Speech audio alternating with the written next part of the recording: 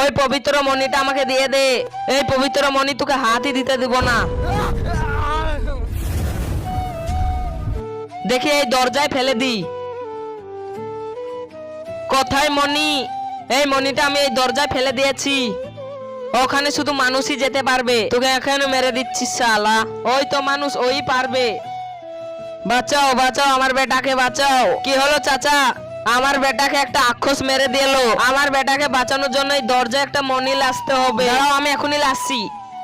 তুমি যদি এই ছবি দুটোর মধ্যে কোনো একটা ছবি পছন্দ করে থাকো তাহলে ভিডিওটা লাইক করে চ্যানেলটা সাবস্ক্রাইব করে দাও। তোমরা যদি এটা না করো তাহলে আমি বুঝে নেবো যে এই দুটোর মধ্যে একটাও পছন্দ করো না। কমেন্ট বক্সে বলে যাও 1 না 2।